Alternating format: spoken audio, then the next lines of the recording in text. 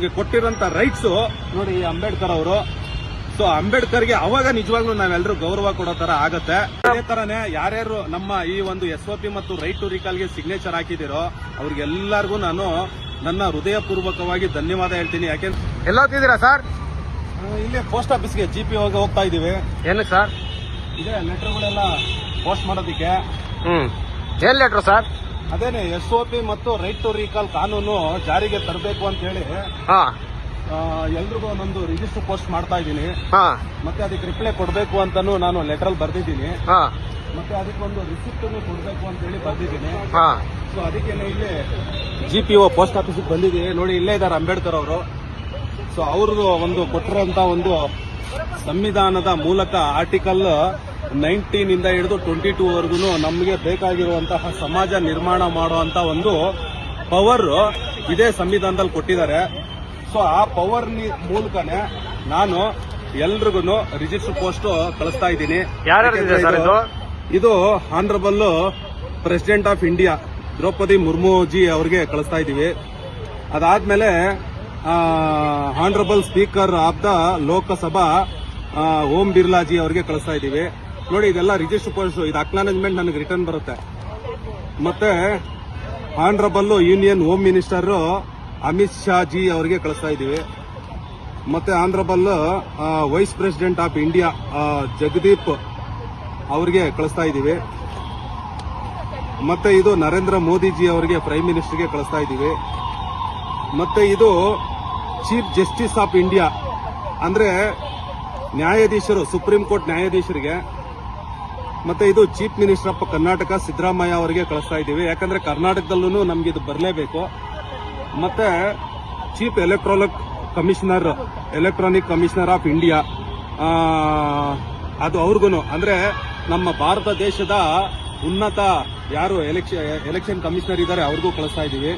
ಮತ್ತೆ ಇದು chief electoral officer of Karnataka. ಯಾಕಂದ್ರೆ ಇವಾಗ ನೆಕ್ಸ್ಟ್ BBMP ಮತ್ತು ಅದಕ್ಕೆ ಮುಂಚೆನೆ ಆದ್ರೆ ತುಂಬಾ ಒಳ್ಳೇದು. SOP ಮತ್ತು ರೈಟ್ ಟು ರಿಕಾಲ್ ಕಾನೂನಲ್ಲಿ ಬರಬೇಕು. ಸೊ ಇಷ್ಟು ಜನಕ್ಕೆ ನಾವು ಇದು ಸ್ಪೀಡ್ ಪೋಸ್ಟ್ ಮೂಲಕ ಕಳಿಸ್ತಾ ಇದ್ದೀವಿ. ಆಲ್ರೆಡಿ ನಾವು ಇವರಿಗೆ ರಾಜ್ಯಪಾಲರಿಗೆ ಕೊಟ್ಟಿದ್ದೀವಿ. ಸೊ ಹಾಗಾಗಿ ರಾಜ್ಯಪಾಲರಿಗೆ ನಾವು ಇಲ್ಲೇ ಪಕ್ಕದಲ್ಲಿರೋದ್ರಿಂದ ಕೈಯೆಲ್ಲ ಕೊಟ್ಟು ಅಕ್ನಾಲೇಜ್ಮೆಂಟ್ ಕೊಟ್ಟಿದ್ದಾರೆ ಅವರು. ಸೊ ಅದೇ ತರನೇ ಇವ್ರಿಗೆಲ್ಲರೂ ಅಕ್ನಾಲೇಜ್ಮೆಂಟ್ ಕೊಡೋದಕ್ಕೋಸ್ಕರ ಇದು ರಿಜಿಸ್ಟರ್ ಪೋಸ್ಟ್, ಇದು ಅಕ್ನಾಲೇಜ್ಮೆಂಟ್ ನಮಗೆ ರಿಟರ್ನ್ ಬರುತ್ತೆ. ಸೊ ಇದು ನಾವೆಲ್ಲರೂ ಜವಾಬ್ದಾರಿ ತಗೊಂಡು ಕೇಳಿದ್ರೆ ಖಂಡಿತ ನಮಗೆ ಸಂವಿಧಾನದಲ್ಲಿ ಹಕ್ಕೊಟ್ಟಿದ್ದಾರೆ. ಆರ್ಟಿಕಲ್ 19 ಇಂದ ಹಿಡಿದು 22 ವರೆಗೂ ಪ್ರತಿಯೊಂದನ್ನು ನೀವೇನ್ ಬೇಕಾದ್ರೂ ಕೇಳಬಹುದು, ಇಲ್ಲಿ ನೀವೇ ಮಾಲೀಕರು ಅಂತ ಇದು ಸೂಚಿಸುತ್ತೆ. ಆ ಒಂದು ಪವರ್ ಸಂವಿಧಾನದಲ್ಲೇ ನಮಗೆ ಕೊಟ್ಟೈತೆ. ಸೊ ಅದರಿಂದ ನಾವು ಇವತ್ತು SOP ಮತ್ತು ರೈಟ್ ಟು ರಿಕಾಲ್ ಕಾನೂನಲ್ಲಿ ಜಾರಿಗೆ ಬಂದ್ಬಿಟ್ರೆ ಖಂಡಿತ ನಮ್ಗೆಲ್ರಿಗೂ ನಮ್ಮ ಕೈಲಿ ಅಂದ್ರೆ ಜನಗಳ ಕೈಲಿ ಅಧಿಕಾರ ಇರುತ್ತೆ. ಜನಗಳೇ ಮಾಲೀಕರು, ಪ್ರಭುಗಳು ಅನ್ನೋದು ಪ್ರೂವ್ ಆಗ್ಬಿಡುತ್ತೆ. ಅದಿಲ್ಲಾಂದ್ರೂ ನಾವೆಲ್ಲರೂ ಜವಾಬ್ದಾರಿ ತಗೊಂಡು ಕೇಳಿದ್ರೆ ಖಂಡಿತ ಬರುತ್ತೆ. ಅದೇ ತರ ಒಂದು ಪಕ್ಷನೂ ಇದೆ, ಆ ಪಕ್ಷಕ್ಕೂ ನೀವು ಸೆಲೆಕ್ಟ್ ಮಾಡ್ಕೊಬಹುದು. ಆಲ್ರೆಡಿ ನಾವು ಇದನ್ನ SOP ಮತ್ತು ರೈಟ್ ಟು ರಿಕಾಲ್ ಅಳವಡಿಸಿಕೊಂಡಿರುವಂತಹ ಪಕ್ಷಗಳು ಇದಾವೆ. ಅದನ್ನು ನೀವು ತಗೊಂಡು ಅದ್ರ ಮೂಲಕನೂ ಅವ್ರನ್ನ ಎಲೆಕ್ಟ್ ಮಾಡ್ಕೊಂಡು ನಮ್ಮ ಕೈಲಿ ಅಧಿಕಾರ ಇಟ್ಕೊಳ್ಳುವಂತ ಅವಕಾಶಗಳು ಇದಾವೆ. ನೀವು ಸೋಷಿಯಲ್ ಮೀಡಿಯಾದ ಎಲ್ಲಾ ಕಡೆನೂ ನೋಡಬಹುದು. ಸರ್ ಒಂದು ಪ್ರಶ್ನೆ ಹೇಳಿ. ಇಷ್ಟೆಲ್ಲ ಮಾಡ್ತಿದ್ದೀರಲ್ಲ ಸರ್, ಹೌದು, ನಿಮ್ಗೇನಾದ್ರು ಲಾಭ ಆಗುತ್ತಾ? ಖಂಡಿತ ಇಲ್ಲ. ಯಾಕೆ ಅಂತಂದ್ರೆ ನನಗೆ ಲಾಭ ನನಗೊಬ್ಬನಿಗೆ ಆಗಲ್ಲ. ಇದೇನಾದ್ರೂ ಆದ್ರೆ ಇಡೀ ದೇಶಕ್ಕೆ ಪ್ರತಿಯೊಬ್ಬರಿಗೂ ಲಾಭ ಆಗತ್ತೆ. ಯಾಕೆಂದ್ರೆ ನಾನು ಒಬ್ಬ ಅಸಾಮಾನ್ಯ ಪ್ರಜೆ ಆಗಿ ಒಳ್ಳೆ ವಿಚಾರವಂತ ಪ್ರಜ್ಞಾವಂತರಾಗಿ ನಾವು ಸುಮ್ಮನೆ ಮನಿಕೊಂಡ್ಬಿಟ್ರೆ ಯಾರು ಈ ವಿಚಾರವಂತರು ಇಲ್ದಿರಲ್ವೋ, ವಿಚಾರವಂತರಾದರೂ ಸುಮ್ಮನಿದ್ದರದೇ ದೇಶಕ್ಕೆ ಒಂದು ಕೆಟ್ಟದ್ದು. ಅದೇ ತರನೇ ನಾವು ವಿಚಾರವಂತರನ್ನೇ ನಾವು ಮನ್ಕೊಂಡ್ಬಿಟ್ರೆ ಹೆಂಗೆ? ಅದಕ್ಕೋಸ್ಕರ ನಾವು ಪ್ರತಿ ಕ್ಷಣ ಪ್ರತಿದಿನ ನಮ್ಮ ಕೈಲಾದಷ್ಟು ಸೋಷಿಯಲ್ ಮೀಡಿಯಾ ಮೂಲಕ ಒಳ್ಳೆ ಅವೇರ್ನೆಸ್ ಕೊಡೋದಾಗ್ಲಿ ಅಥವಾ ಈ ತರದ್ದು ಒಂದು ಕಾನೂನು ಮೂಲಕ ಕಾನೂನು ರೀತಿಯಲ್ಲಿ ಬರೋದಾಗ್ಲಿ ಅಥವಾ ಜನಗಳಿಗೆ ಅವೇರ್ನೆಸ್ ಕೊಡೋದಾಗ್ಲಿ ಪ್ರತಿಯೊಂದು ನಾವು ಮಾಡ್ತಾನೆ ಇರ್ತೀವಿ. ಆಫ್ಲೈನ್ ಅಲ್ಲೂ ಮಾಡ್ತಾ ಇರ್ತೀವಿ. ವಿಡಿಯೋದಲ್ಲಿ ಕಮ್ಮಿ ಬರೋದು, ಆದ್ರೆ ವಿಡಿಯೋ ಅಲ್ಲದೆ ಮೆಟ್ರೋದಲ್ಲಿ ಹೋಗ್ತಾ ಬರ್ತಾನು ನಾವು ಹೇಳ್ತಾ ಇರ್ತೀವಿ. ಸೊ ಇದು ಸರ್ ಇನ್ನೊಂದು ಹೇಳಿ.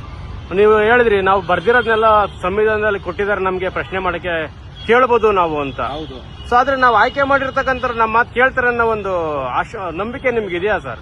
ಅಲ್ಲ, ಅದೇನೆ ನೋಡಿ, ನಾವು ಎಲೆಕ್ಷನ್ ಟೈಮ್ ಅಲ್ಲಿ ವಿಚಾರಕ್ಕೆ ವೋಟ್ ಹಾಕಿದಾಗ ನಮ್ ಕೈಲಿ ಕೇಳೋ ರೈಟ್ಸ್ ನಮ್ಗಿದೆ. ಆಮೇಲೆ ಎಲೆಕ್ಷನ್ ಗಿಂತ ಮುಂಚೆ ಇಲ್ಲಪ್ಪ ನೀನ್ 5 ವರ್ಷನೂ ನಾನ್ ಹೇಳ್ದಂಗೆ ಕೆಲಸ ಮಾಡ್ತೀಯಾ, ಆಮೇಲೆ 5 ವರ್ಷನೂ ನನಗೆ ಲೆಕ್ಕ ಕೊಡ್ತೀಯಾ, ಆಮೇಲೆ ನಾನು ಹೇಳ್ದಂಗೆ ಕೆಲಸ ಮಾಡ್ಲಿಲ್ಲ ಅಂದ್ರೆ ನೀನ್ ರಾಜೀನಾಮೆ ಕೊಟ್ಟು ಹೋಗ್ಬೇಕು ಅಂತ ನಾವು ಕೇಳೇ ಇಲ್ಲ. ಅದಕ್ಕೇನೆ ಇದು ಬರ್ತಾ ಇಲ್ಲ. ಇವಾಗ ಏನ್ ಮಾಡ್ತಾ ಇದೀವಿ ನಾವು, ಏನೋ ಚಿಲ್ಲರೆ ಕಾಸು ಕೊಡ್ತಾರೆ 2,000 3,000 ಅಥವಾ ಓಟ್ಗಿಷ್ಟು ಅಥವಾ ಕುಕ್ಕರು ನಿಕ್ಕರು ಎಣ್ಣೆ ಬಾಡೂಟ ಅಂತ ಹೋಗಿರೋ ತಪ್ಪು ನಮ್ದಲ್ವಾ. ನಾವು ಬದಲಾದ್ರೆ, ನಾವು ಜವಾಬ್ದಾರಿ ತಗೊಂಡ್ರೆ, ಆಮೇಲೆ ನಾವು ಪ್ರಶ್ನೆ ಮಾಡಿದ್ರೆ ಖಂಡಿತ ಇದೆಲ್ಲ ಸಾಧ್ಯ. ಸರ್ ಇನ್ನೊಂದು ಪ್ರಶ್ನೆ, ಅಂಬೇಡ್ಕರ್ ಅವರು ನಮಗೆ ಓಟ್ ಕೊಟ್ಟಿರೋದು ನಾವು ಗೆಲ್ಲಲಿಕ್ಕ ಅಥವಾ ಬೇರೆನ ಗೆಲ್ಸೆ? ನಾವು ಗೆಲ್ಲೋದಕ್ಕೆ. ಏನಕ್ಕೆ ಅಂತ ಹೇಳಿದ್ರೆ ಇತ್ತೀಚಿನ ದಿನಮಾನಗಳಲ್ಲಿ ನೋಡ್ತಾ ಇದೀವಿ, ನಾವು ಸೋಷಿಯಲ್ ಮೀಡಿಯಾದಲ್ಲಿ ನೋಡ್ತಾ ಇದೀವಿ, ಕೆಲವೊಂದು ಶೋಗಳಲ್ಲಿ ರಿಯಾಲಿಟಿ ಶೋಗಳು ನೋಡ್ತಿದೀವಿ. ಹೌದು, ನಾವು ಗೆಲ್ಲಕ್ಕಿಂತ ಇನ್ನೊಬ್ಬರನ್ನ ಗೆಲ್ಲಿಸ್ಲಿಕ್ಕೆ ನಮ್ಮ ಓಟನ್ನ ನಾವು ನಮ್ಮ ಸಮಯನ ಕಳೀತಾ ಇದೀವಲ್ವಾ?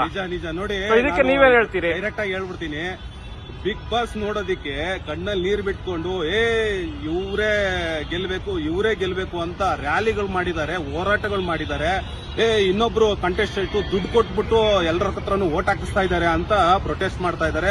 ಇದು ಮೋಸ ಅಂತ ಹೇಳ್ತಾ ಇದ್ದಾರೆ. ಅದೇ ತರ ರಿಯಲ್ ಎಲೆಕ್ಷನ್ ಬಂದಾಗ ನಾವು ನಿಜವಾಗ್ಲೂ ವಿಚಾರವಂತರಾಗಿ ಅವಾಗ್ಲೂ ಇದೇ ತರ ಪ್ರಶ್ನೆ ಮಾಡಿದ್ರೆ ಖಂಡಿತ ಇದು ಸಾಧ್ಯ ಆಗತ್ತೆ.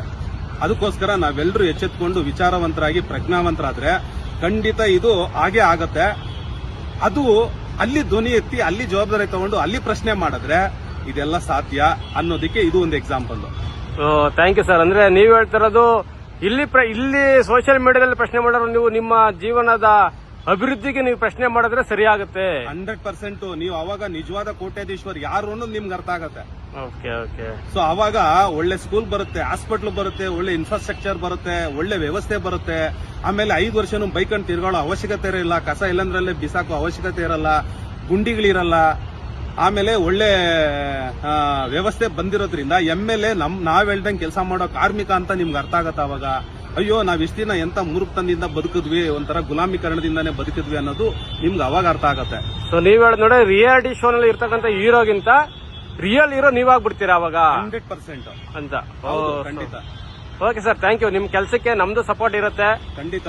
ಸೊ ಇದೇ ತರನೇ ಯಾರ್ಯಾರು ನಮ್ಮ ಈ ಒಂದು SOP ಮತ್ತು ರೈಟ್ ಟು ರಿಕಾಲ್ಗೆ ಸಿಗ್ನೇಚರ್ ಹಾಕಿದಿರೋ ಅವ್ರಿಗೆಲ್ಲರಿಗೂ ನಾನು ನನ್ನ ಹೃದಯಪೂರ್ವಕವಾಗಿ ಧನ್ಯವಾದ ಹೇಳ್ತೀನಿ. ಯಾಕೆಂದ್ರೆ ಅವರು ಒಂದು ಸೈನ್ ಹಾಕಿ ಒಂದು ರೆಸ್ಪಾನ್ಸಿಬಲ್ ತಗೊಂಡಿದ್ದಾರೆ ಅನ್ನೋದನ್ನೇ ಇದ್ರ ಮೂಲಕ ತಿಳಿಸುತ್ತೆ. ಅದೇ ತರ ನೀವು ಯಾರ್ಯಾರು ಇದಕ್ಕೆ ಸಿಕ್ಕಿರಲ್ವೋ, ಮತ್ತೆ ಯಾರ್ಯಾರು ಇದ್ರ ತರ ಸರ್ ಲೆಟರ್ ನಮಗೂ ಕಳಿಸಿ ಸರ್, ನಾವು ಸೈನ್ ಹಾಕ್ಬಿಟ್ಟು ಎಲ್ಲಾನು ನಾವು ನಮ್ಮ ಕಡೆಯಿಂದ ಲೆಟರ್ ಬರೀತೀವಿ ಅಂತ ಹೇಳ್ತಾ ಇದ್ದೀರೋ ಅವ್ರಿಗೂ ನಾನು ಇದ್ರ ಮೂಲಕ ಧನ್ಯವಾದ ತಿಳಿಸ್ತೀನಿ. ಎಲ್ಲರೂ ಈ ತರ ಜವಾಬ್ದಾರಿ ತಗೊಂಡ್ರೆ ನೆಕ್ಸ್ಟ್ ಎಲೆಕ್ಷನ್ ಅಲ್ಲೇನೆ ಇದು ಬದಲಾವಣೆ ಬಂದ್ಬಿಡುತ್ತೆ. ಅದು ನಮ್ಗೆ ಕೊಟ್ಟಿರೋಂತ ರೈಟ್ಸ್ ನೋಡಿ ಅಂಬೇಡ್ಕರ್ ಅವರು. ಸೊ ಅಂಬೇಡ್ಕರ್ಗೆ ಅವಾಗ ನಿಜವಾಗ್ಲೂ ನಾವೆಲ್ಲರೂ ಗೌರವ ಕೊಡೋ ತರ ಆಗತ್ತೆ. ಸೊ ಎಲ್ರಿಗೂ ನಮಸ್ಕಾರ. ಜೈ ಕರ್ನಾಟಕ, ಜೈ ಹಿಂದ್, ನಮಸ್ತೆ.